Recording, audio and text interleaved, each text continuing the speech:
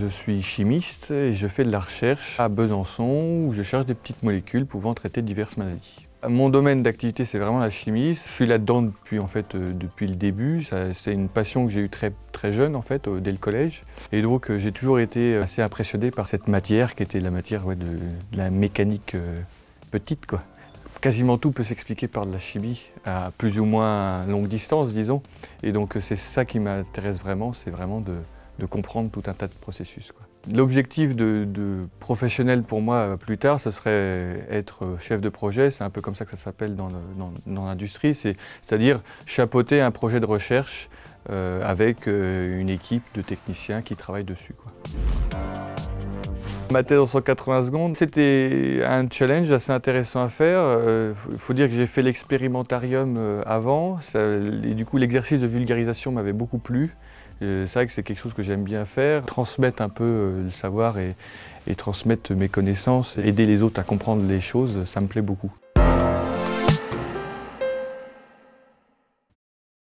Bonjour à tous. Alors, quand je dis que je suis chimiste, souvent on me fait une référence, c'est « Ah, bah, ça doit être comme dans Breaking Bad, tu dois savoir faire de la drogue ». À vrai dire, c'est pas tout à fait ça. Je travaille dans un domaine où je cherche des molécules pouvant devenir potentiellement des médicaments. Et donc oui, je travaille dans un laboratoire et non dans un camping-car perdu au milieu du désert, à la recherche de molécules pouvant cibler une enzyme qu'on aurait dans le corps. L'enzyme que je cible s'appelle l'arginase. Elle nous permet notamment de détoxifier notre corps. Le problème est que chez certaines personnes, il y en a de trop, soit parce que les cellules dysfonctionnent, ou soit parce que ces personnes ont rencontré un microbe. Et cela engendre tout un tas de pathologies comme l'hypertension, le diabète ou certains types de cancers. Ma mission est donc de trouver des molécules pouvant bloquer cette arginase en trop pour revenir à un état normal. Alors pour trouver ces bloqueurs, plusieurs stratégies sont possibles.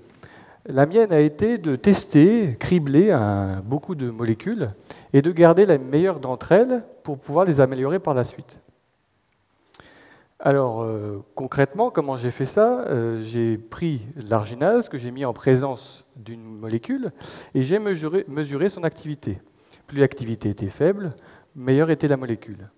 De cette manière-là, je vais pouvoir guider tout le reste de mon travail pour synthétiser des molécules de plus en plus efficaces. Alors de cette manière-là, j'ai testé à peu près 1000 molécules, et sur ces 1000 molécules, 3 en sont ressorties, et j'essaye actuellement de les améliorer. Alors, pour les améliorer, je vais utiliser la chimie, et pour vous donner une image, on peut voir une molécule comme un assemblage d'atomes comparable à un assemblage de Lego. Et donc quand je regarde la structure de ma molécule, je vais regarder le nombre de Lego, le type de Lego et comment ils sont assemblés.